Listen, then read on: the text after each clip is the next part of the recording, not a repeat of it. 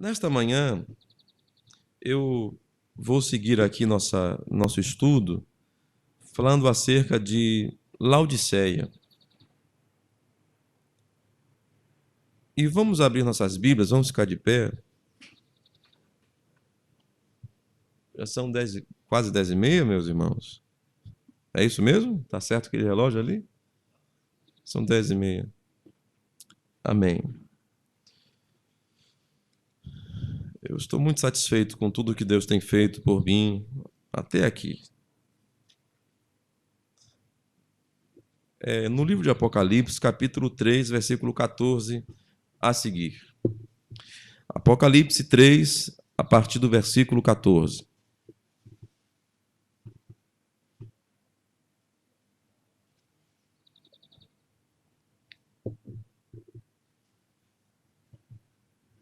Todos acharam? Diz assim sua palavra. E ao anjo da igreja que está em Laodiceia, escreve: Isto diz o Amém, a testemunha fiel e verdadeira, o princípio da criação de Deus.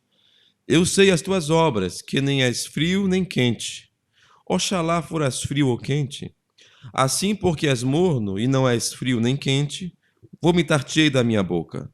Como dizes, rico sou, e estou enriquecido, e de nada tenho falta, e não sabes que és um desgraçado e miserável, e pobre, cego e nu.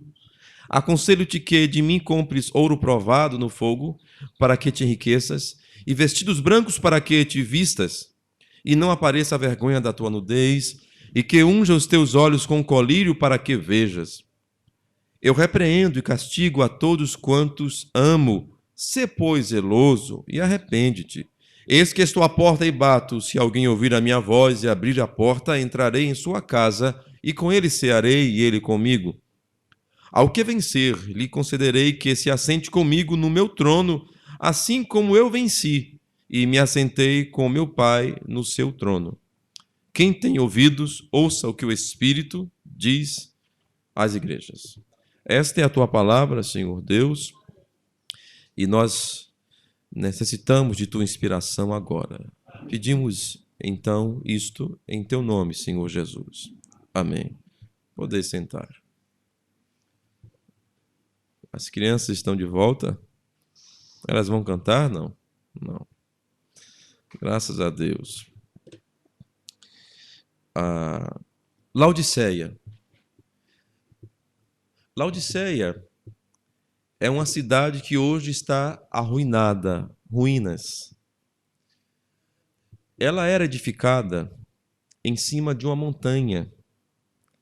Ela ficava a 14 quilômetros de Colossos, a 72 quilômetros de Éfeso, e, se não me engano, a 9 quilômetros de outra cidade também cristã mencionada na Bíblia, lá na Ásia Menor. Ela era uma cidade muito rica. Ela era um centro bancário. Ela era uma cidade romana, próspera. Ela tinha sistema de água encanada, sim. Chamavam-se aquedutos. Eram calhas. Imagine calhas de pedra vindo pela montanha. Não tem calha de chuva, só que eram de pedras e grandes. Eles pegavam o rio lá não sei onde, e a água vinha descendo por gravidade naquelas.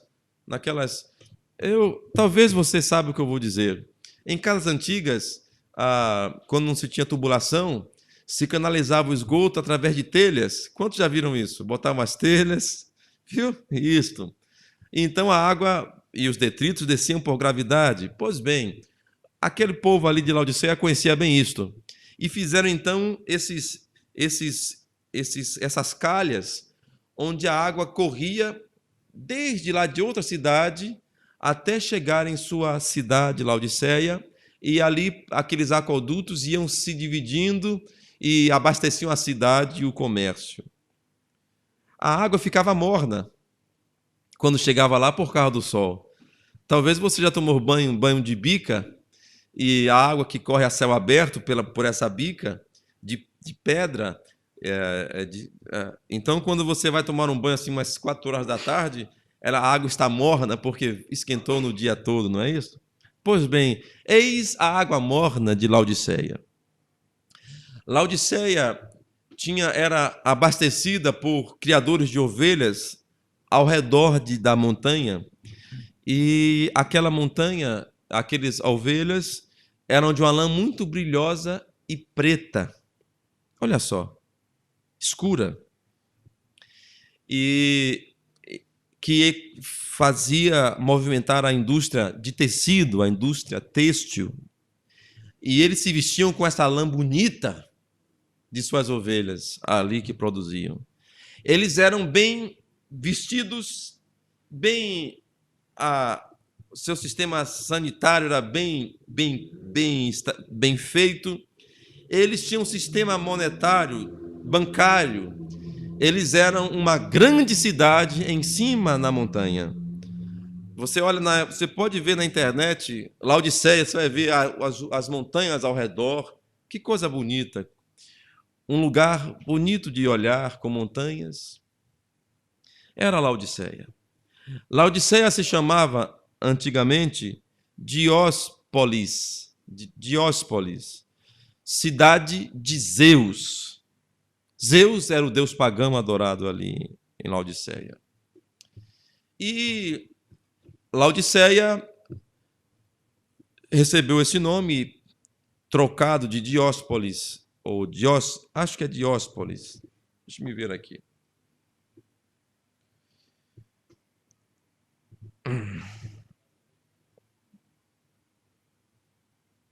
Diópolis, cidade de Zeus.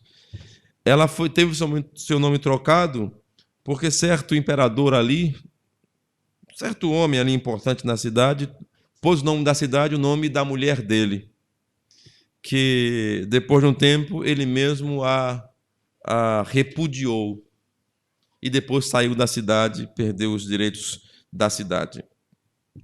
Pois bem, era uma cidade muito bem obrigado. Era a cidade de Laodiceia. Até que... E tinha problemas, e lá havia uma igreja de Deus, a qual Paulo escreveu uma carta, e a quem Jesus também escreveu uma carta, a carta que nós lemos. Pela crítica que é feita à cidade, a Laodiceia, pela carta que Jesus escreveu pelas mãos de João, que João escreveu de Jesus, você vê qual era o problema daquela cidade. Ela se dizia rica, e ela era rica. Ela tinha dinheiro, as pessoas deixavam seu dinheiro lá. E nós sabemos que nosso sistema monetário funciona assim. Você tem o dinheiro, você pega o seu dinheiro, deixa na mão de um certo instituição, e aquela instituição pega o seu dinheiro, empresta a juro, investe o seu dinheiro, e você ganha um pedacinho assim, e ela ganha um pedaço desse tamanho, enorme. Ela pega o seu dinheiro e empresta. Por que ela não divide o lucro que ela teve com você? Não. Ela te faz, você deixa para lá. Você sabe quanto você deixa lá, quanto você ganha depois. Então, ela podia negociar, ela tinha condições, tinha recursos. E não tinha falta de nada. Se vestia bem, era toda saneada. Todos afluíam para ali para levar suas mercadorias e tinha tudo do bom e do melhor. O que elas precisavam? De nada. Tem gente que não precisa de Deus, sabem por quê? Porque tem dinheiro. Podem cuidar da sua saúde, podem cuidar da sua segurança, podem cuidar de tudo. Para que Deus? É aí que vem aquele livro marxista que diz o suspiro dos necessitados, criticando a religião, dizendo que quem não tem problemas não precisa de religião. O sofredor, o pobre, precisa de religião. Mas aquele que tem educação, Aquele que aprendeu a ler e escrever, se tornou uma pessoa erudita, que tem dinheiro, não precisa de religião, segundo o marxismo. E você sabe que não é disto. Não é disso que se trata a religião. Amém. Não é disso que se trata aquilo que eles chamam de religião, a nossa fé. Por mais que nós tenhamos bens na terra, se nosso coração não está cheio, nós somos sempre vazios. Aleluia. Deus seja louvado. Precisamos daquilo lá dentro, que é Jesus Cristo. Glória ao seu nome. E Laodiceia era esta cidade. Muito bem, obrigado. Vocês não acham que Laodiceia representa bem qualquer cidade de hoje em dia? Exceto pela nenhuma delas, algumas delas não são bem evoluídas, mas têm propostas boas, têm como resolver suas vidas sem Deus ter que vir ali fazer algo. E muitas cidades, o padrão de uma cidade boa é uma cidade que tenha hospitais, veja só, uma cidade que tenha segurança, quer dizer, armas em punho de autoridades, é um lugar que tenha muitos prédios e asfaltos, uma cidade que tenha ginásios, teatros. Laodiceia tinha 2 teatros, um que cabia, acho que era 8.000, e outro, com certeza, 15.000 pessoas, e cada assento tinha o nome de alguém. Era chique você comprar um assento no teatro. Esse é meu assento, da minha família, aqui meu nome, aqui, Messias. Pois bem, só meus parentados assentam nesse banco aqui, que é meu. Um assento no teatro. Eles tinham o lugar para a música, tinham artes, música. Interessante. Não é interessante que música também tem algo importante em nossos dias? A música. Mas, deixando um pouquinho dos aspectos físicos de Laodiceia, vamos para uma coisa que aconteceu. Ela teve uma grande catástrofe natural, um terremoto destruiu a cidade de Laodiceia. Que coisa, um terremoto, guarde isso. A Roma ofereceu ajuda financeira para reconstruir Laodiceia.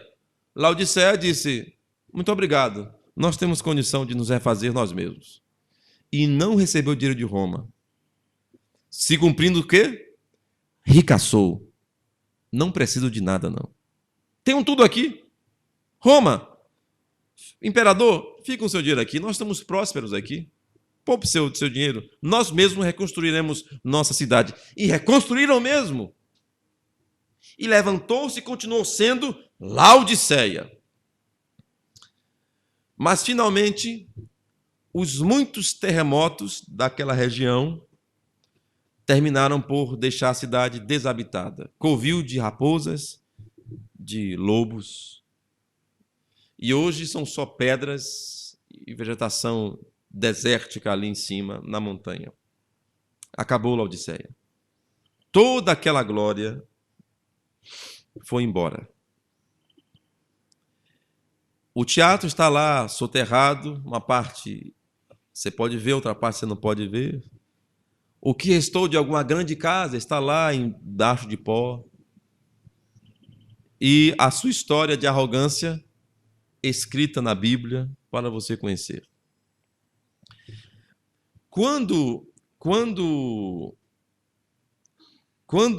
o Senhor Jesus mandou a carta para os de Laodiceia, ele estava prevendo que haveria uma geração que seria desta maneira como eles tinham ali Laodiceia.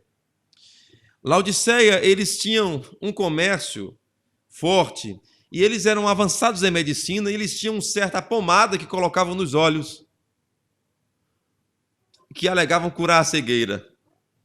Por isso que a Bíblia disse, aconselho que compre colírio para que unja seus olhos, porque o colírio que eles tinham não podiam realmente dar a visão, mas o colírio que Jesus tem pode dar a visão. Amém. Eles tinham, não é interessante como a Bíblia é perfeita, vai em cima dos pontos certinhos? Eles tinham colírios, e eles tinham roupa, uma lã negra, coisa boa. Nós devíamos ser vestidos da pureza, não é verdade? E aqui vai outra coisa que eu quero deixar aqui. Como nós precisamos mudar muito. Eu vi um homem negro dizendo que quando você tem muito dinheiro, você diz o quê? Eu tenho uma grana preta. Qual é a cor do seu carro? É preto. Isso é a cor. Não é isso? Preto. Isso é a cor. E quando você fala de pessoas, sou preto também. Ou preta. É a cor. É coisa boa. Mas quando você fala de negro, isso no nosso português, nosso português, nós falamos negro, é algo, tem uma conotação ruim. Preto não, negro tem. A idade negra, está vendo? Não é a idade preta. Preta é uma cor, preto. Mas, e se eu não me engano, em inglês, quando falam é black man, né? É um homem preto, black, um homem negro. Não é negro, preto. Homem black man, quer dizer preto. Mas hoje você não pode falar isso porque é diferente. E achei, ele disse, tem que acabar com isso, eu tenho que ser preto mesmo. Não é para ser negro, não. Mas, pois é, porque tem a ver com, não é só com cor, negro não é cor, é outra coisa. Preto é, ou preta. Amém? E sarará é cor? Não, misericórdia. Mas veja, então a lã era preta e nós devemos ser brancos como a neve, em quê? Em nossa pureza, porque isso é o que o branco representa. Agora veja, eles tinham lã negra, deu errado de novo, lã preta, ovelhas de lã preta. Quer dizer, é justamente o contrário dos exemplos da Bíblia. E é por acaso que ao redor de Laodiceia havia um bocado de ovelha, de novo, desculpem, mas vocês sabem, de ovelhas negras. Está vendo? Isso é nosso português, me perdoem. Mas isto não é interessante? Deus viu o que estava acontecendo e tirou foto disso e disse, é exatamente o que vai acontecer no ano de 2017. Eles serão desse jeito aqui. Serão ricos e alegarão que não terão falta de nada, mas não sabem, eles não sabem que são pobres, miseráveis, cegos e nus. Ele aconselhou que nós comprássemos dele. E disse mais, eu repreendo e castigo a todos quanto amo. Então, nessa geração, o Senhor Jesus tirou o cinto e tem dado cintada em seus filhos, para que eles se posicionem. Amém. Então, filho que não aguenta a cintada do pai, não vai ficar em Laodiceia, não. Não vai ser dessa igreja, da igreja de Laodiceia. Dos santos que estão em Laodiceia, não vão ser. Porque os santos de Laodiceia são aqueles que apanham mais. É como um... Eu falei certa vez, não vou repetir, apenas citarei rapidamente. Eu não falei de certos mergulhadores de combate do Brasil, que são a tropa, um esquadrão muito especial, que só se formaram poucos durante esses 20 anos ou 30 que essa tropa existe. Poucos militares conseguiram ingressar nessa linha de combate desses mergulhadores de combate, porque o treinamento é muito duro. Vocês lembram que eu falei sobre isso certa vez? É duro, ficam sem comer, sem beber, são deixados por horas no mar, sem nada, flutuando, e aí ouvem gritos e passam um dia sob pressão profunda. Por quê? Porque quando eles ficarem prontos, eles estarão aptos para suportar uma situação de guerra extrema. Pois bem, nós somos esse grupo especial, a noiva de Jesus Cristo. Nós aprendemos de Deus a suportarmos pressões. E se você não aguenta a pressão, você não pode ir no arrebatamento. Porque para lá só irá aqueles que aguentam pressões. Aqueles que venceram. Não haverá quem seja ajudado para chegar lá. Você vai ter que vencer, porque está escrito: o reino dos céus é tomado à força. Não é fácil. E lutar não adianta. Você não tem como lutar contra você mesmo. Você diz, é só correr 30 quilômetros. 15 quilômetros de corrida. Você diz, eu aguento. Tudo bem, você diz que aguenta? Pois é, amanhã 8 horas a corrida. Tá? Aí você começa a correr 8 horas. Vai correr de Lauro de Freitas até o Farol da Barra. Eu aguento. Aguenta? Tudo bem. Você disse que aguenta, não foi? 8 horas. Muito bem. Começa a corrida. Então, a pessoa que disse a quem você disse que aguenta a corrida, o seu general, que você vai ser dessa força especial, está lá esperando. Daqui a pouco você, no meio do caminho, chega ali por Patamares e chega por ali Costa Azul, Rio Vermelho, começa a cansar e isso aí não chega lá, não. Cansou, começou a ficar tonto, e eu aguento. E aí você aguenta, não. Se seu corpo não está preparado, você simplesmente tomba na estrada. Não é questão de falar que é crente, não é questão de dizer que é dessa mensagem. Você tem que ter preparo, senão você tomba na caminhada. Irmãos, nós vivemos esse tempo enganoso em que as pessoas dizem, eu tenho condições de fazer. Conversam bonito e falam, conhece a teoria. Sabe aquela pessoa que sabe falar de tudo, mas você sabe que ele não sabe fazer nada, só sabe criticar e falar coisas? Laodiceia. Arrogante. Não sabes que é uma pobre, cega, miserável. Não sabe. Então, nessa geração, nós precisamos realmente de preparo. Precisamos realmente de sabermos como diminuir. E preparo tem a ver, meus irmãos, eu espero não cansar vocês, não vou demorar mais tanto, de você conseguir dominar o seu medo. Sabe? Eu estava nadando e eu não aconselho ninguém a nadar se você não sabe, você pode morrer. Eu estava nadando, certa vez, não faz muitos dias, e eu cansei. Eu tinha atravessado para um lado e eu estava com o braço cansado, que eu tinha salvado 2 pessoas, irmão Fernando. O senhor não estava lá para me ajudar. Meu braço estava cansado, tinha nadado muito, tinha servido de apoio.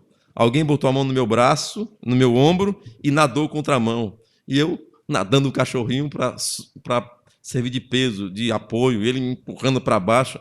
É difícil você nadar com alguém te empurrando para baixo. Que Deus nos ajude. E eu consegui chegar do outro lado, ajudei, salvei todo mundo. E cadê meus braços agora para eu voltar eu mesmo? Os meus braços estavam cansados. E, bem, você tem que conhecer você. E eu tive que descansar mesmo, não tinha condição de voltar. Eu digo, meu Deus, como é que eu volto para lá agora com meus braços cansados desse jeito? Mas aí, nas horas de dificuldade, onde você está nadando e não vê o chão, você tem que manter-se calmo. Diminua os seus batimentos cardíacos, né? Poupe, se você diminua seus batimentos, o seu sangue bombeia mais devagar, você consome menos glicose, e aí você tem mais energia. Quando você fica desesperado ali, você gasta mais energia e morre porque não usou bem sua energia. Mas um soldado bem treinado, ele sabe poupar suas forças e sabe manter-se calmo para viver. Tem hora que, se você ficar desesperado, você morre. Não é assim, meus irmãos? Tem que ter paciência. E parece que vai ficar tudo ruim. Qualquer pessoa ficaria em sua condição desesperado, mas você sabe que Deus está no comando. Você fica calmo. E tudo parece que vai dar errado, parece que vai morrer. Não, se você ficar calmo, você não vai morrer.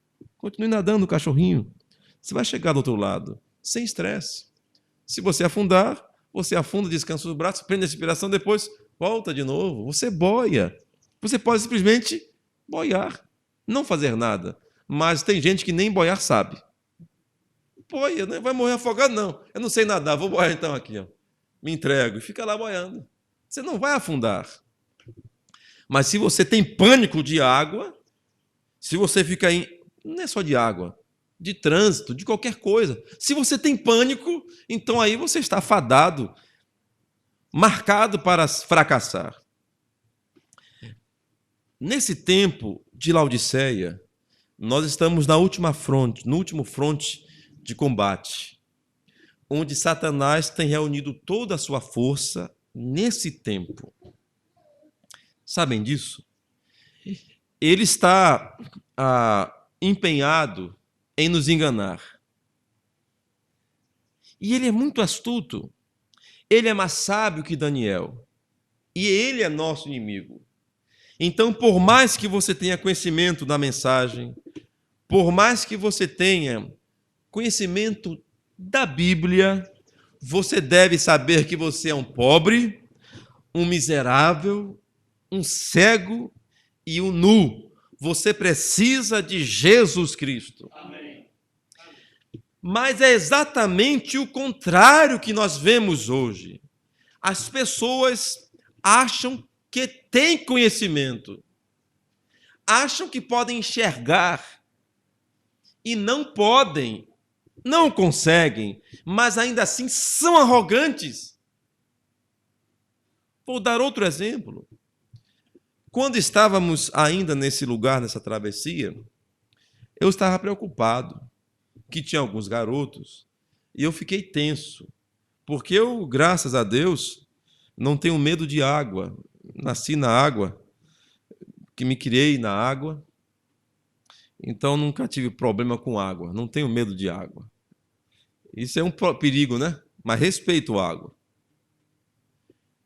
E eu estava receoso, porque aqueles meninos podiam entrar na água e ter um problema sério, porque a água, o lugar ficava fundo logo, especialmente em rio. E aí o rapaz quis atravessar e foi ajudado a atravessar. E atravessou bem. E pensou que voltaria. Mas na hora de voltar, ele cansou. E onde ele cansou, não dava pé. E agora? Aí fui eu lá, servi de apoio para ele e fiquei tenso, porque se ele realmente afundasse, eu não sou salva-vidas, eu teria algum problema ali. Então fiquei tenso e foi aí que eu servi de apoio para ele. E ele, como sabia nadar um pouquinho, ele botou a mão no meu ombro e com a outra mão mexia, então ficou só pesado demais. Se ele tivesse só, sem nós ali, ele poderia realmente morrer. Porque ele achou, eu consigo. Não pense que você consegue. Tenha consciência, sabe? Para que você vai se expor? Mas hoje em dia, as pessoas são como adolescentes, dizem, eu tenho conhecimento sim, eu consigo fazer. Consegue. Não é assim. Você deveria orar, saber se Deus confirma isso, se Deus vai com você, se é a vontade dele. Não, eu já sei. E sobre a Bíblia, e especialmente sobre a palavra de Deus, todos alegam conhecer. E tomam a postura de doutores, eu entendo, e julgam, e elegem os seus exemplos. Eu falava, estava uma mulher orando, disse, eu estou em oração, hoje à tarde, o coreano disse que vai testar o míssil, eu estou aqui em oração, eu estou... Ela desesperada, e se explodir tudo. O profeta disse, disseram, vão jogar uma bomba aqui, se eu continuar pregando, disse o profeta. Aí ele respondeu, antes que a fumaça se desvaneça, eu estarei na presença de Jesus Cristo. Está com medo de bomba? Nosso caminho para o céu está marcado. Nós iremos no dia certinho, nem antes e nem depois. E a mulher católica, boa pessoa, estava apavorada com a bomba atômica. Você está apavorado com a bomba atômica? O profeta falou isso já faz muitos anos já. Em 63, nós podíamos ter tido uma guerra nuclear. Quando foi que ela deixou de estar aqui, a bomba atômica? Você está preocupado com a bomba atômica do coreano? Muito bem. E a bomba atômica da Rússia? E a bomba atômica lá no Irã? Você não está preocupado, não, né? É porque o jornal disse. Ah, é isso, é porque. Eu sabia qual era o problema dela. Ela estava olhando para os jornais. E você olha para o que nesta manhã? Eu tenho olhado para uma mensagem que Deus enviou. Amém. Não para jornais. Eu conheço a palavra e preciso dela, mas não estou preocupado com a notícia que deram aqui. A notícia que Deus queria me dar, me deu. As 7 eras da igreja estão aqui. E os 7 selos. Se você não conhece, você perde muito. Esse é meu noticiário. E eu estou vendo as coisas irem justamente para o ponto que ele falou. E a mulher apavorada. E eu comecei a ensinar ela um pouquinho, falar alguma coisa, e ela disse, eu já me matriculei num curso de teologia. Em vez de me ouvir, não, ela tinha o que argumentar comigo. Ela tinha o que falar comigo. Ao invés de ouvir, eu disse, seria bom a senhora escutar o que eu tenho para lhe dizer. Mas ela escutou quase que nada. Falou tudo, pessoa boa. Rica, não precisa de mais nada. Será que você se coloca esta manhã também como um laodiceiano, dizendo, sou rico? Não preciso de mais nada? Não, você esqueceu o que é. Você esqueceu a missão. Sabe? Você esqueceu a missão. É como se nessa travessia eu ficasse feliz que eu cheguei do outro lado, bom, e deixei o rapaz passando mal ou até morto lá na água. Que missão foi essa? Eu provei que eu consigo me salvar. E meu irmão estava sob minha responsabilidade. O que eu fiz com ele? Deixei que ele morresse? Então parece que hoje em dia é cada um por si, sabe? E cada um faz aquilo que interessa, o que é melhor para ele. Eu não penso que é assim. Nós devemos olhar uns para os outros. Eu ouvi de uma turma que estava fazendo certo treinamento e eles tinham que ficar num tanque de água durante 2 horas para se aprovarem nesse treinamento. Você gostaria de ser um tipo assim, um Aquaman do Exército ou da Marinha? É 2 horinhas num tanque sem boia. E uns 20 homens, acho, e 3 pedras, 5 pedras. A pedra não podia afundar, e se alguém tocasse na borda do tanque, estava desqualificado. Quer você ter um brevet de mergulhador? Quer? Você vai sofrer mais. Quer você ser um crente? Você tem que pagar suas horas de sofrimento, de ralação. Amém. Ser crente assim está muito fácil, né? Só vitória. Você tem que fazer as flexões, rolar na grama, correr no sol quente. Você tem que provar que você aguenta. Amém. Muito bem. Então, os homens olhavam, os instrutores olhavam para aquela turma, e sabe o que fazia alguns? Pegavam as pedras e, em vez de aqueles que sabiam nadar, e não davam para as pessoas que tinham dificuldade de nadar, em boiar, não é? Porque quanto mais se debatia, mais o tanque se movimentava, era mais difícil respirar. Os afogados. Então, aqueles que sabiam nadar apoiavam aqueles que não sabiam nadar. Um deles mergulhava e jogava o outro para cima, e segurava a respiração embaixo, segurava as pernas de um, e ele ficava em cima descansando. E quando subia para respirar, pegava a pedra. De maneira que ninguém afundou nessas 2 horas. E o instrutor aprovou a turma, não pela qualificação física, mas pelo espírito de grupo que eles tinham. Era um ajudando o outro. Bom, quando eu ouvi essa história, eu achei muito bonito, porque deve ser dessa maneira. Nós devemos ajudar uns aos outros. Não ajudar a afundar, não. Ajudar a ficar boiando, sabe? Segurar a pedra, sabe? O cargo. Então, se você vê alguém ausente e alguém com dificuldade, a sua obrigação é orar. O irmão Brana disse, eles não querem saber disso, mas a maneira de expulsar demônio fale bem uns dos outros. O diabo vai embora. Quer a maneira do demônio vir perto de você? Comece a falar mal de alguém. O diabo aí, esse assunto eu gosto.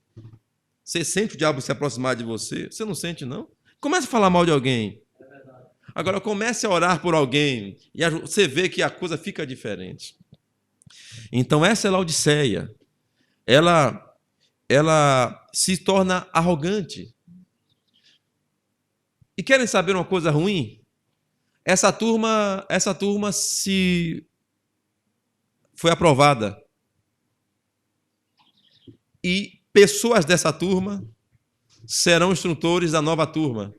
E sabe o que alguns querem fazer? Tornar o curso mais difícil para os que vierem depois. Não dá um nó em nossa cabeça? Passaram no curso sendo ajudados. Agora querem piorar o curso para as próximas turmas. Laodiceia.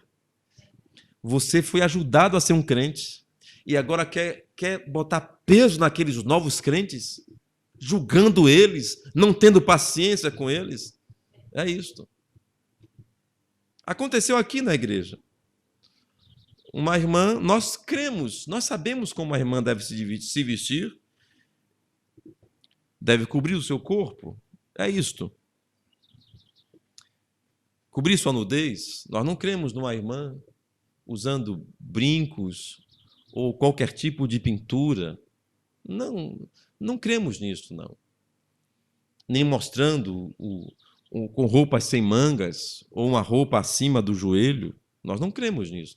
Nós sabemos que uma mulher decente usa uma saia abaixo do joelho, de maneira que ela sente confortavelmente, usa uma camisa com a gola que ela possa movimentar-se. É simples, ela pode abaixar, pegar uma coisa, um copo no chão, alguma coisa, e não tem nenhum tipo de lance no seu seio, o seu colo está protegido. É isto.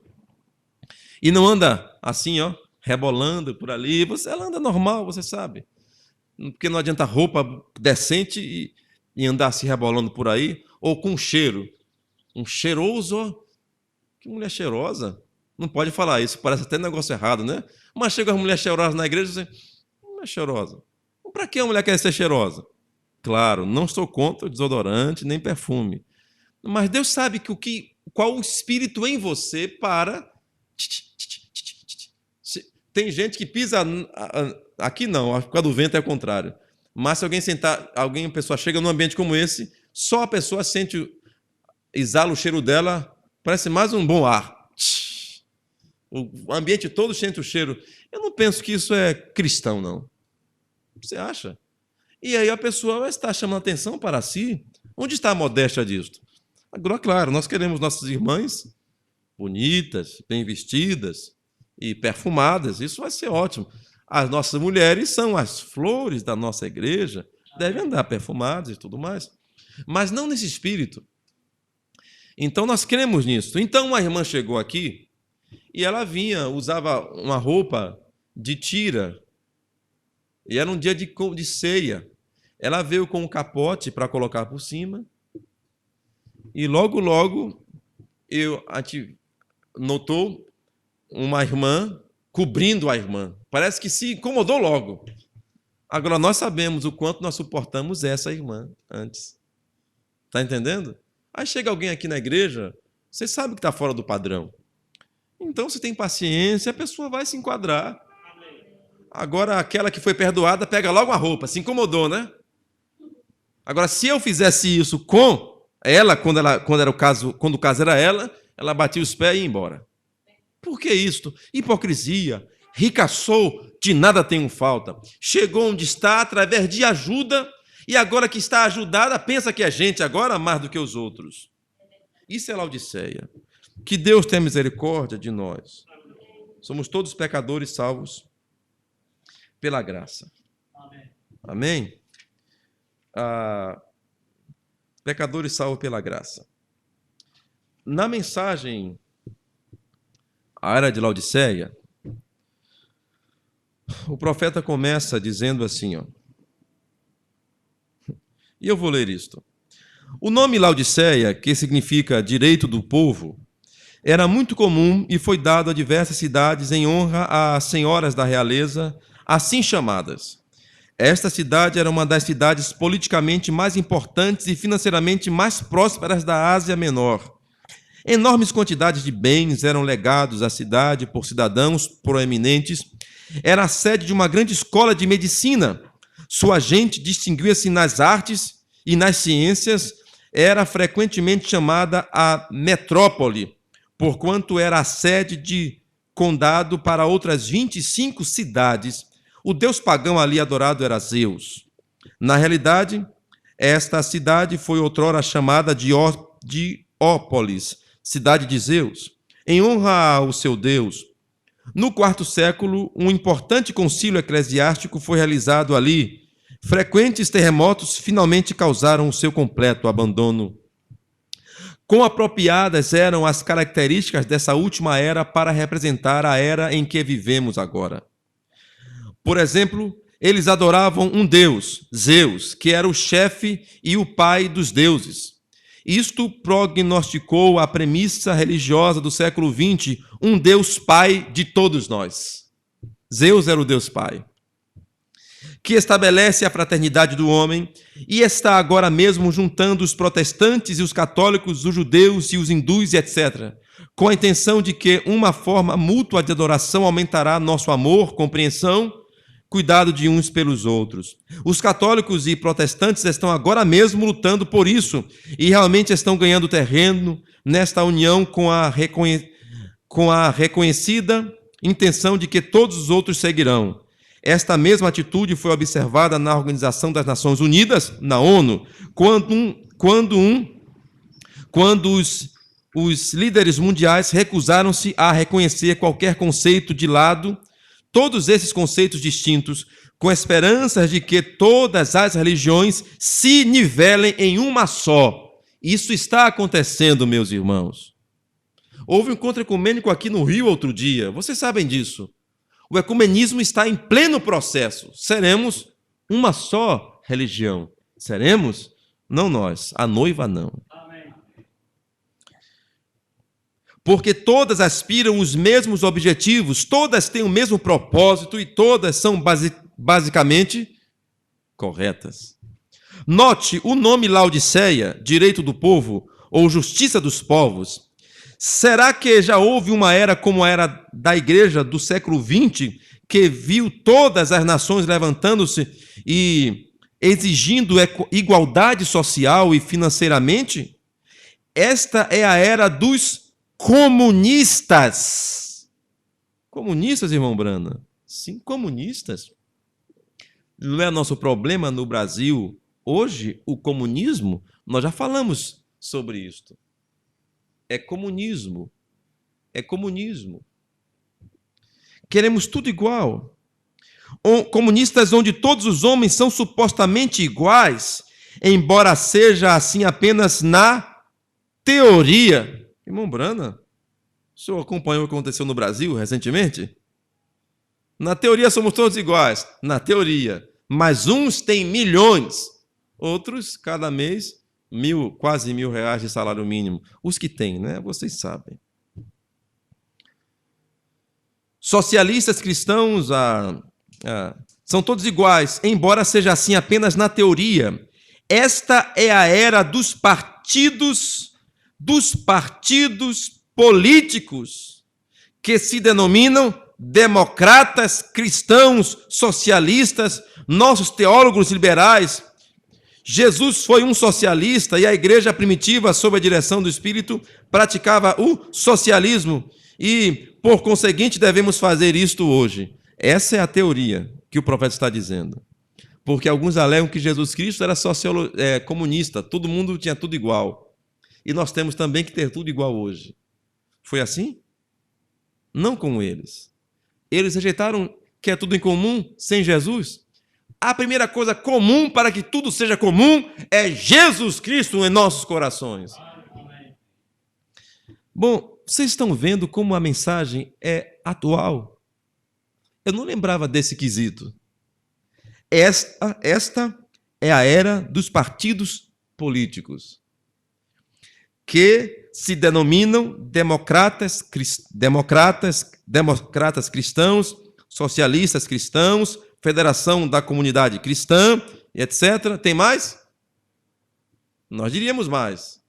PTB, PCdoB, PT, Cristão, PP, Partido Cristão Socialista, PSC, PCQ, lá, não é isso? Exatamente a mesma coisa. Cristãos na política. Quando os antigos chamavam Laodiceia de metrópole, eles estavam antecipando o governo mundial, único que agora estamos estabelecendo. Quando pensamos nesta cidade como prenunciado o movimento, como o prenunciado movimento ecumênico que acontece hoje, no qual muito em breve veremos todos os assim chamados cristãos se ajuntarem. De fato, a igreja e o Estado, religião e política estão se unindo. O joio está sendo atado, o trigo logo estará pronto para o celeiro. Era uma cidade de terremotos, e de tamanhos terremotos que finalmente a destruíram. Esta era terminará com Deus sacudindo o mundo inteiro, que saiu para fazer amor com a velha prostituta. Não desmoronarão apenas os sistemas mundiais, mas a própria terra será sacudida e depois renovada para o reino milenar de Jesus Cristo. Observem como isso descreve perfeitamente o que aconteceu. Vou ler de novo. Eu estou na página 288, no começo aqui, primeira página da Era de Laodiceia, no verso. Esta era terminará com Deus sacudindo o mundo inteiro, que saiu a fazer amor com a velha prostituta.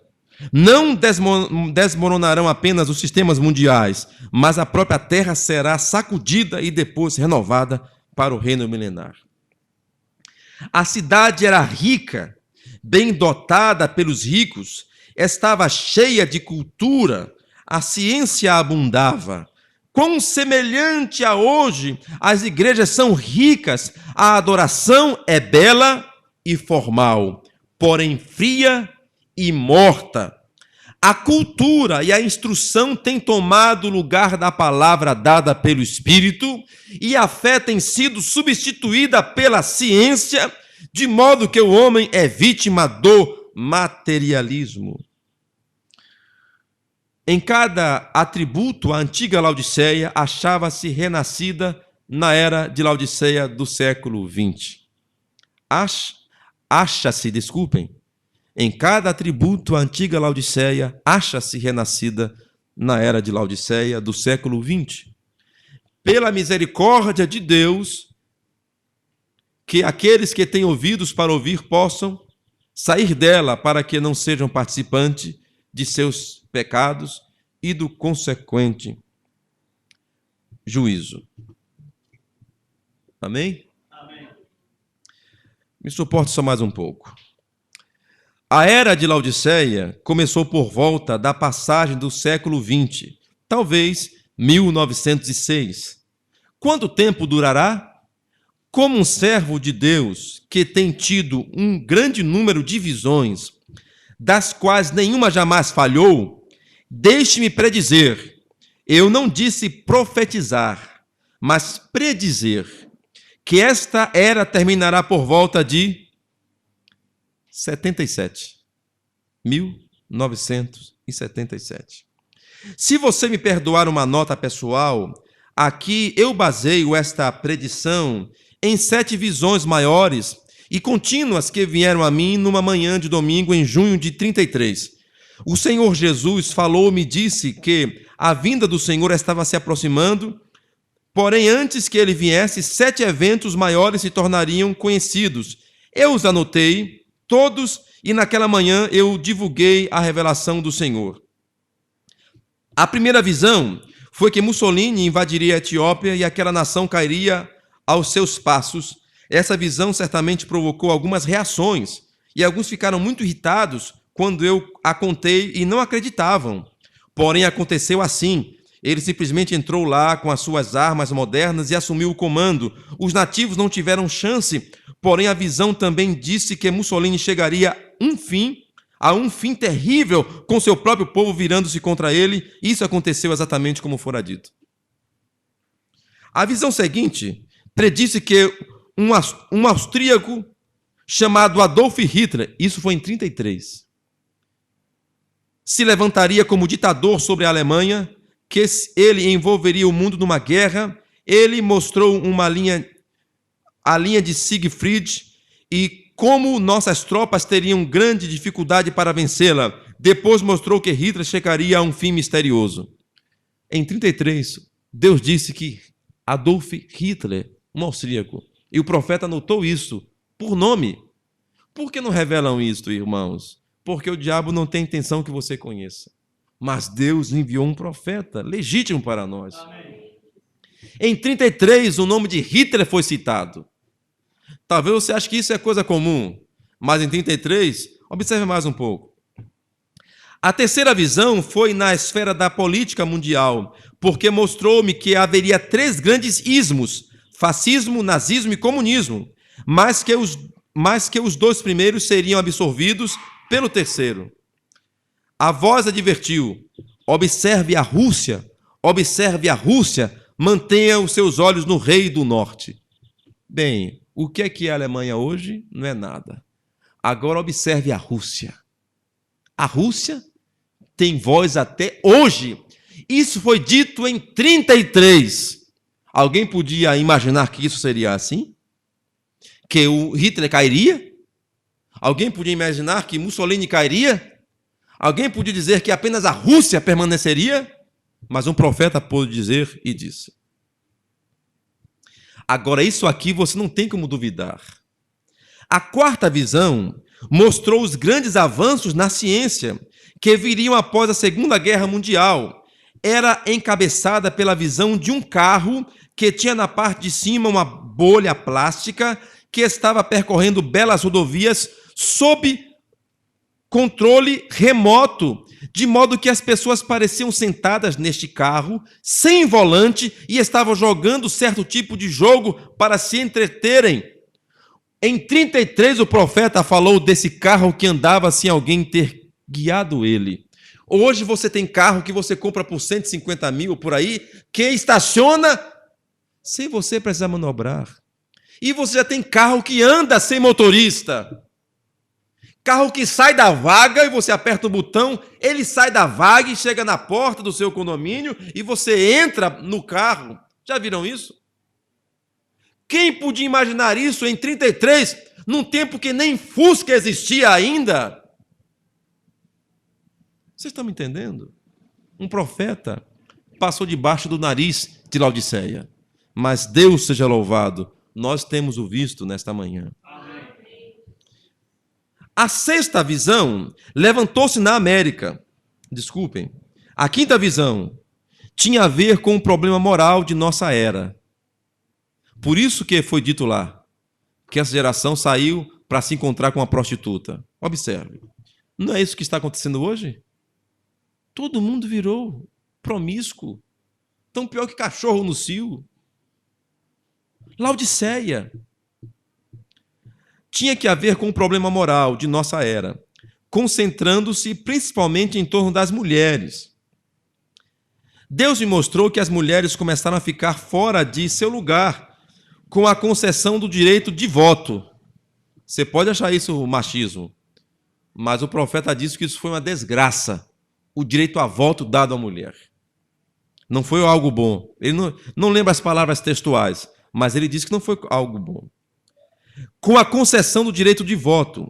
Depois elas cortaram seu cabelo, e o que significava que elas não estavam mais sob a autoridade do homem, mas insistiam em direitos iguais, ou na maioria dos casos, mais do que direitos iguais. O profeta esteve no Brasil recentemente, mais do que direitos iguais. Isso também eu não lembrava, meus irmãos, confesso.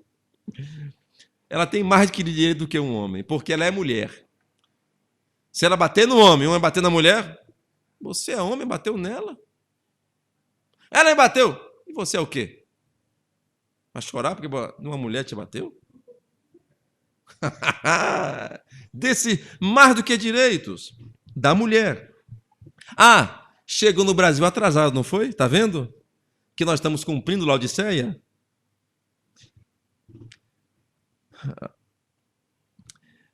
Mais do que direitos iguais. Ela adotou vestimenta de homens e entrou num estado de despimento, de despir-se, não é? Até que o último quadro que vi era uma mulher nua. Era uma mulher nua, exceto por um pequeno avental do tipo folha de figueira. Do tipo folha de figueira. Com esta visão, eu vi a terrível perversão e a condição moral do mundo inteiro. Eu tenho que falar sobre isso? Como as mulheres se vestem nuas? Bom, no carnaval é só uma pintura na parte da genitália. Vocês sabem. É isso que o profeta disse. Em 33, meus irmãos, voltem para 33 e falem sobre uma coisa dessa. Era demais. Mas o profeta viu, Deus mostrou. E hoje você vê. E a folha de figueira parece bem uma roupa feminina, vocês sabem, uma roupa íntima feminina. Uma roupa de figueira meio triangular. Vocês lembram como é uma folha de figueira? Aspecto do ar de espada, né? De um coração, né? Como se diz. Muito bem. Então, na sexta visão, levantou-se na América a mais bela e, no entanto, mais cruel mulher. Ela mantinha o povo sob seu completo domínio. Eu acreditei que isso fosse a ascensão da Igreja Católica Romana, embora soubesse que poderia ser possivelmente uma visão de uma mulher levantando-se com grande poder na América devido a uma votação popular das mulheres. Ou seja, ele pensou que poderia ser o catolicismo ou então uma mulher sendo presidente dos Estados Unidos. Ele não disse o que era. Na sétima e última visão foi onde eu ouvi uma explosão terribilíssima, terrível. Quando voltei-me para olhar, vi apenas ruínas, crateras e fumaça por toda a terra da América. Baseado nessas 7 visões, juntamente com as rápidas mudanças que têm se alastrado pelo mundo nos últimos 50 anos, eu predigo, eu não profetizo, que todas estas predições terão acontecido até 77. Embora muitos possam achar que esta é uma declaração irresponsável, em vista do fato de que Jesus disse que ninguém sabe o dia nem a hora, eu ainda mantenho essa predição após 30 anos, porque Jesus não disse que ninguém poderia saber o ano, mês ou a semana em que sua vinda se completaria. Portanto, repito, eu sinceramente creio e sustento como estudante particular da palavra, juntamente com a inspiração divina, que em 1977 deve terminar os sistemas mundiais e introduzir-se o milênio. Essa mensagem foi pregada, creio que foi em 62, 61. Vocês lembram? Deixa eu ver se aqui tem... 60. Isso, o irmão William Marion Branham pregou uma série de sermões de 4 a 11 de dezembro de 1960 para receber inspiração para a mensagem que ele escreveu neste livro. 60. Quando isso aconteceu, a perversão já tinha chegado na América. Essas 7 visões que ele teve, que seria antes da vinda de Jesus Cristo, as 5 já haviam acontecido em seus dias. Só faltava, simplesmente, uma mulher se levantar na América e a destruição da América. E em seus dias, houve aquela guerra, houve a corrida nuclear, houve aqueles submarinos e navios nucleares. O mundo estava prestes a se destruir. E o profeta disse que predizia que não demoraria muito, que em 77 viria o milênio seria implantado, a guerra já haveria acontecido. Ele disse isso então 17 anos antes. Muito bem, o milênio não aconteceu. Então o profeta é um falso profeta por causa disso? Alguns pegam esse texto e dizem que o Branham é um falso profeta porque não aconteceu. Vocês ouviram ele dizer, isso é assim diz o Senhor? Ele disse, esta é uma profecia? Ele não disse isso. Ele disse, como um estudante da Bíblia, eu predigo. Ele não disse que estava profetizando. Não era o assim diz o Senhor. Agora, as outras coisas todas que ele disse, você não pode então levar em conta, não? Nós temos visto que o profeta, como estudante da Bíblia, falhou em sua data. Mas ele não profetizou. E é fato que ele falhou. Em 77, não houve o milênio. Irmão Brana, se eu estivesse lá, eu diria, irmão Brana, eu acho que o senhor vai estar errado nisso aí. Não, pode. Ele diria, pode, porque não foi assim, diz o Senhor. Se fosse, pastor Messias, o assim diz o Senhor, eu diria que eu estava certo. Mas é apenas a minha opinião. Tudo bem, Romano, então vamos seguir a Jesus com alegria e vai dar tudo certo. Muito bem. Chegaria a 77 e Jesus não haveria voltado. Mas o que aconteceu? Ele contou também outra coisa que você vai saber aqui agora. Quando ele teve uma visão sobre a partir de 77, ele viu nuvens escuras a partir daí. Ele viu que o mal tomaria um tamanho muito mais forte, mais poderoso. E você sabe, justamente é o que aconteceu.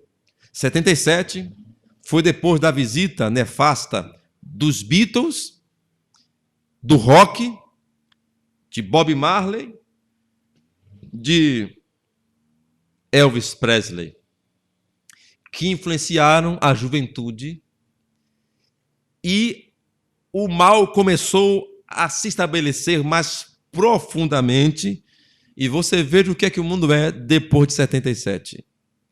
Eu nasci em 78, um ano depois disso.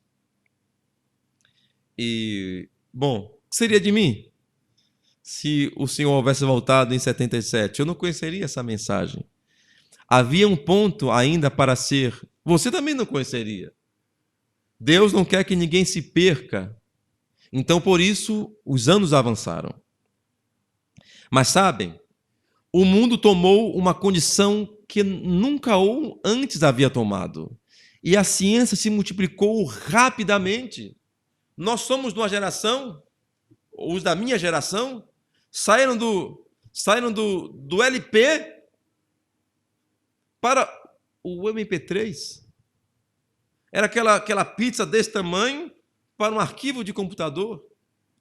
Saímos da máquina de datilografar para a impressora, sabe, para os meus irmãos. O que é isto? Que geração rápida foi essa? O que aconteceu desde 77? O mundo apressou-se. É como um corpo que está morto. Passa o primeiro dia, ele está normal. Passa o segundo, ele já começa a ficar diferente. Do terceiro dia em diante, ele começa a inchar. E rapidamente você vê que ele começa a feder. Isso aconteceu desde 77. O mundo entrou num compasso mais acelerado. E nós estamos indo sem freio ao precipício. E isso foi depois de 77. Se você pudesse olhar a história do mundo, e se eu tivesse tempo para falar com você, você veria como as coisas iam em certo andamento até 77. E você veria o que aconteceu até os anos 70.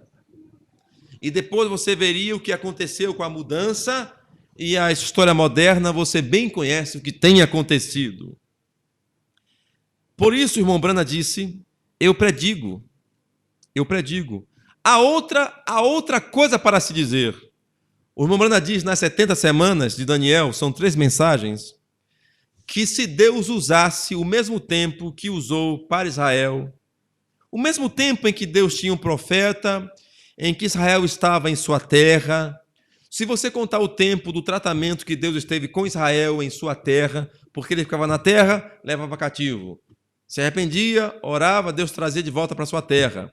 Então, se você contar o tempo em que Israel teve um rei, que Israel foi uma nação, que Israel teve seus dias, aqui no Velho Testamento, E se Deus tratasse o mesmo número de anos que tratou Israel no Velho Testamento e tratasse nós, o povo gentil, nossa era terminava, creio que era em 59 ou 58.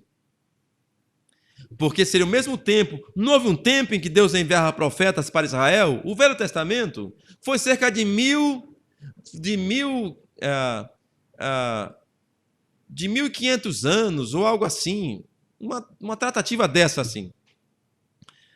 Se ele colocasse o mesmo tempo para contar conosco, gentios, desde Jesus Cristo até nós, em 59 acabava o nosso tempo.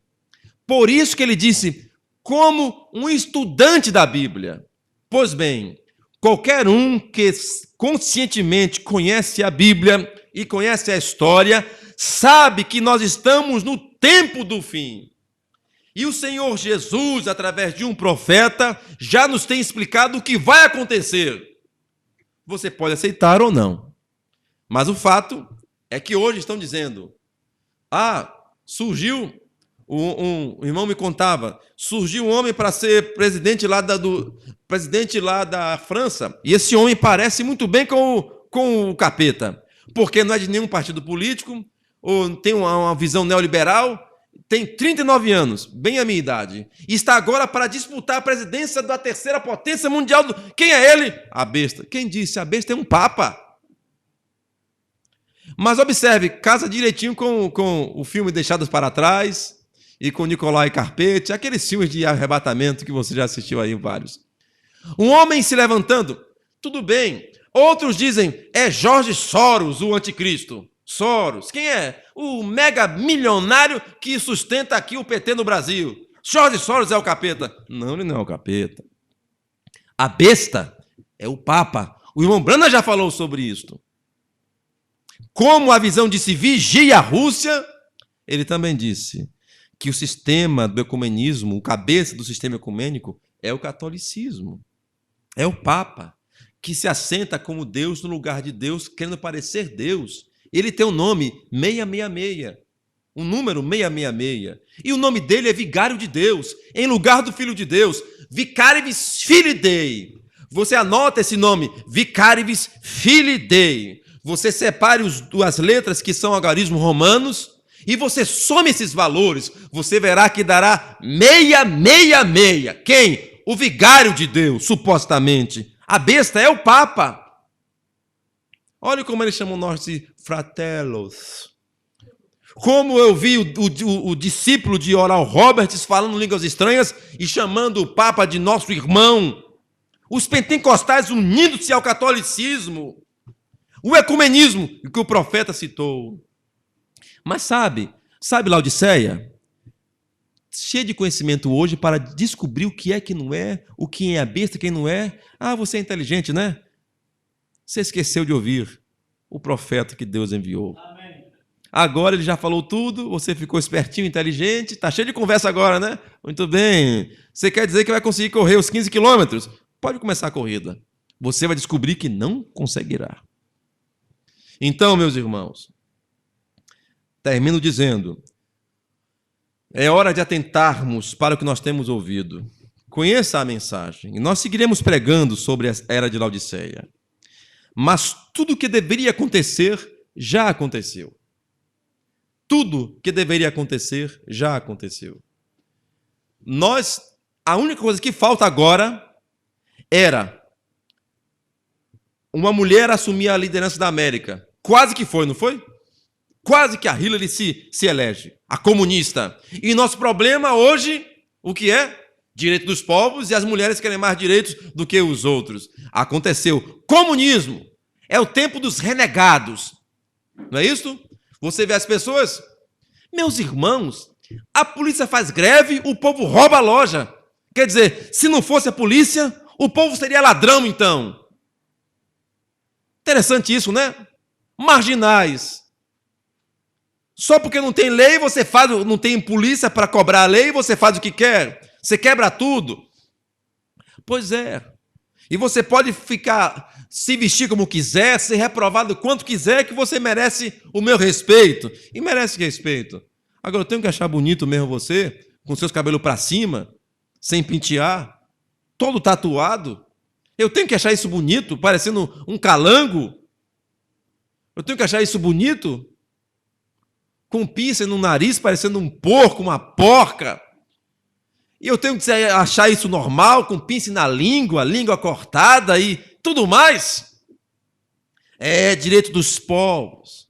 Você vai agora no mercado, camarada, não, aquilo é feio demais. Eu tenho que achar aquele bonito, um punk, um black power punk. Cabelo enorme, cortado só assim. Parecendo um milho que você comeu e deixou só 3 trilhas de milho. Assim para cima. E você não pode dizer nada. Se você disser alguma coisa, você é um tipo de preconceituoso. Aquilo é feio. Mas tem direitos. Direitos. Colocaram um maconheiro para ser ministro da cultura. É isto, direito dos povos. É o que estamos vivendo. O que nós precisamos é de uma velha ensaboada do Evangelho. Se dizem sábios, mas são loucos. Por quê? Rejeitaram a placa. Quem é a placa? A placa diz, curva perigosa. Deus enviou para a nossa geração um profeta como uma placa, dizendo, pare, olhe as Escrituras, reduza, veja a sua vida, tenha o Espírito Santo, curva perigosa. Sabe o que nós fizemos? O que nossa geração fez? Botou a mão por fora do carona e com o machado quebramos a placa. Tudo bem, você pode quebrar a placa, mas não pode quebrar a curva que vem lá adiante. Você pode ignorar a placa, mas não pode ignorar a curva. Vocês estão me entendendo? O profeta falou. Você pode ouvir? Deve ouvir. E se não quiser ouvir, tudo bem, não ouça. É como a placa disse, curva perigosa. E você vem a 100 por hora. Eu vou obedecer placa nenhuma, ninguém manda em mim. Vou colocar 120 por hora. Vou aumentar mais a velocidade. Vá. Lá adiante você se explica com a curva. Eu vejo isso, e aqui eu poderia começar aqui a explicar, a pregar mesmo, que eu fiquei inspirado. Mas vou respeitar o tempo, vou parar um pouco. Mas só para dizer isto aqui aos irmãos. Muitas vezes, o pastor é a placa que diz para você parar e você acha que pode ignorar. Espírito laodiceiano. E você vai, não ouço pastor, não faço o que eu quero. Tudo bem. Você passa por cima da placa. Passa por cima de mim, mas não da curva. Fazem o que querem, dizem o que querem, são livres. Eu faço o que eu quero. Tudo bem. A placa não tem mão, a placa não tem arma, a placa não tem quebra-mola, mas a placa diz quebra-mola. E se você, diz que você vai sofrer. Reduza, você vai sofrer. Eu reduzo nada, pastor, eu meto o pé meu. Tudo bem, pulo quebra-mola. Desse jeito. E não é bom pular um quebra-mola em alta velocidade, não. Quem sabe que não é bom? O carro ficar todo chacoalhado. Então, ou capota, é isso. Eu vi uma carreta imensa, bitrem, descendo a ladeira, chegando, penso que era no estado de Maceió, Alagoas, pisando, e lá adiante havia um quebra-mola. Ela aí tinha que reduzir. E quando pisou no freio que reduziu, o bitrem, a parte de trás, rabiou. Foi para o lado. Quase que fez um L. Você lembra disso, né? Ele freou, mas a parte que vem, o bitrem foi para o lado assim. Se estou eu no lado dele. Está vendo? Tem coisas que diz, eu faço o que eu quero. Eu tenho um carro potente e anda 200 por hora. Eu sou forte, pastor. Eu sou inteligente, pastor. O senhor não consegue me acompanhar, pastor? Você é limitado. Tudo bem. Você já vê, o que mais você vê é carro potente, todo esbagaçado. E os fusquinha indo e voltando, indo e voltando, indo e voltando. Aconselho-te, ser pois zeloso e arrepende-te. E aconselho que de mim compre ouro provado e que você compre colírio vestidos para que te vistas e colírio para ungir seus olhos para que veja. Não sejamos laodiceianos. Não ignoremos a placa. Deus enviou um profeta que disse mais acerca da nossa era. nossa era está mais voltada na mensagem, aqui mesmo na sequência ele diz, é mais para o ter do que para o ser. Nossa geração, você é o que você tem, não o que você é. Você é valorizado pelo que você tem, não pelo que você é. Então você é estimulado a ter coisas, não a ser coisas. Se você quer ser bem amado, você tem que procurar andar na moda, ter o carro da moda, ter a roupa da moda. Se todo mundo vai no restaurante, você também tem que ir, porque você tem que ser da moda e tem que se vestir igual como todo mundo se veste, falar como todo mundo fala. Se você escolhe ser outra coisa, então você é rejeitado, você é diminuído. E as pessoas correndo atrás do vento, atrás do nada. Por isso, irmãos, pisem no freio. Há uma curva perigosa adiante, chamada Concílio Mundial de Igrejas, onde todos esses pensadores livres estão entrando. Que Deus tenha misericórdia de nós e que sua mensagem encontre corações fecundos nesta manhã. Fiquemos de pé. Deus seja louvado. É nossa intenção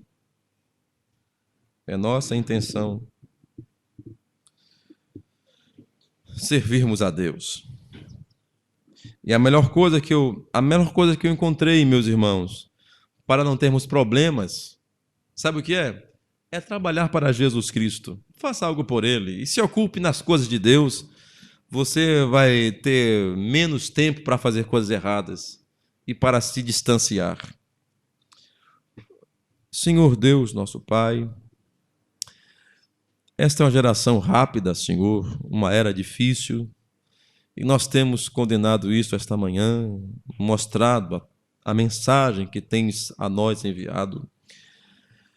E eu quero, Senhor Deus, que cada coração não se esqueça dessas coisas, que atente para a voz do Senhor nesse dia.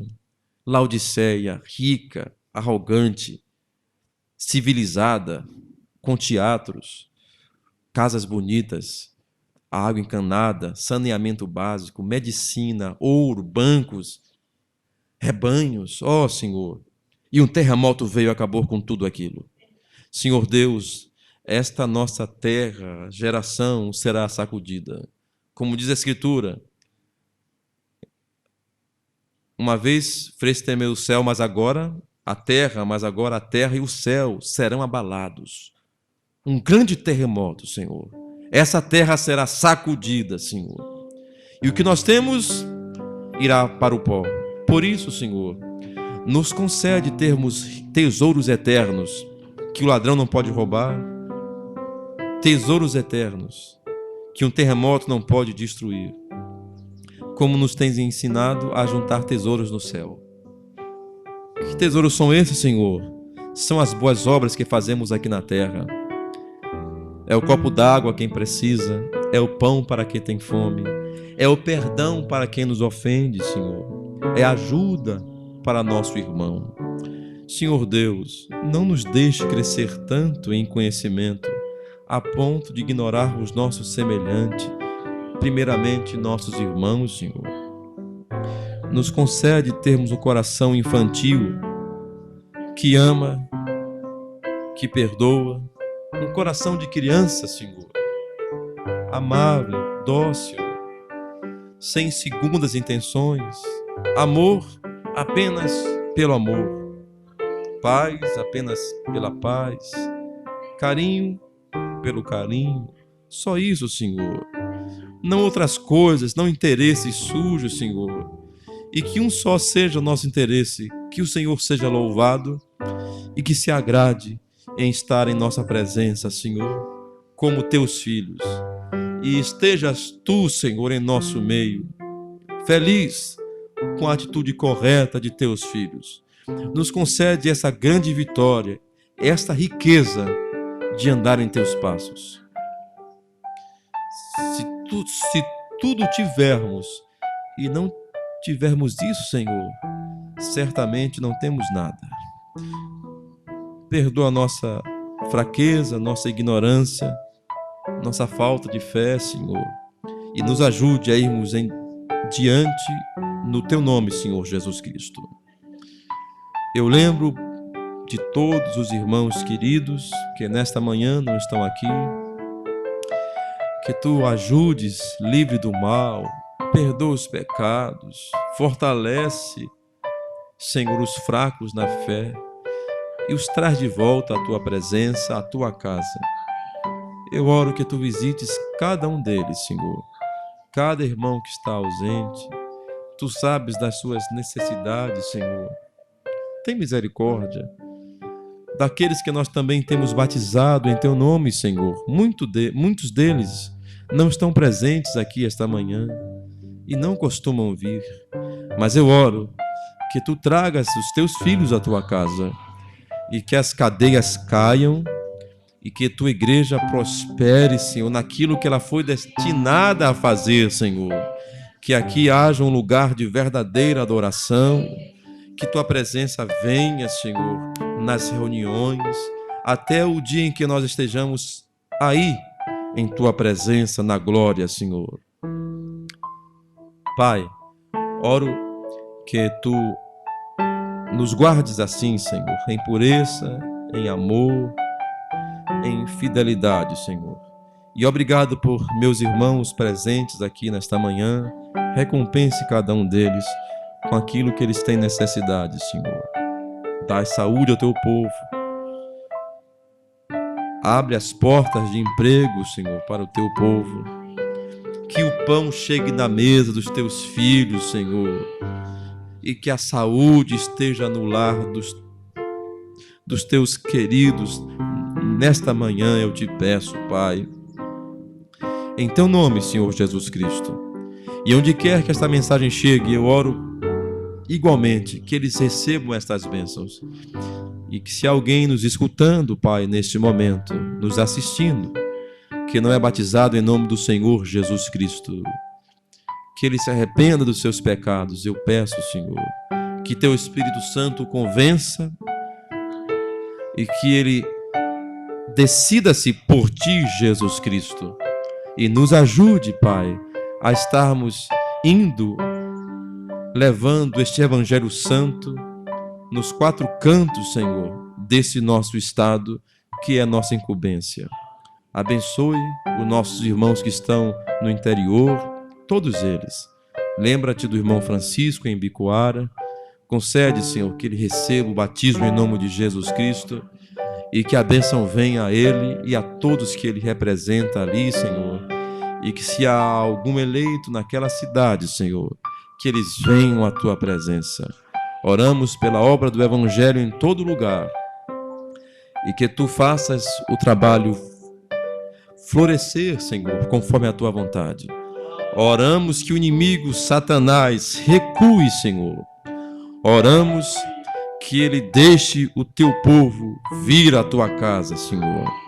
Que as cadeias caiam, que as lutas diminuam, Senhor. Que o diabo retroceda e Teus filhos vençam. É a minha oração. E que estejamos unidos em oração e em louvores sempre, Senhor. Em Teu nome, Senhor Jesus Cristo. Também lembra-te do nosso irmão José, de viagem. Concede que ele dê exemplo de cristão onde estiver, porque é isso que ele deseja. E é isso que eu desejo para mim também, Senhor, e peço para os meus irmãos. Agora, Pai, nos leve em paz aos nossos lares, ó Senhor Deus, e nos concede viver uma vida limpa que Te honre, até o dia que o Senhor voltar. Em Teu nome, Senhor Jesus Cristo. Amém. Diga a Deus abençoe a seu irmão. Aleluia.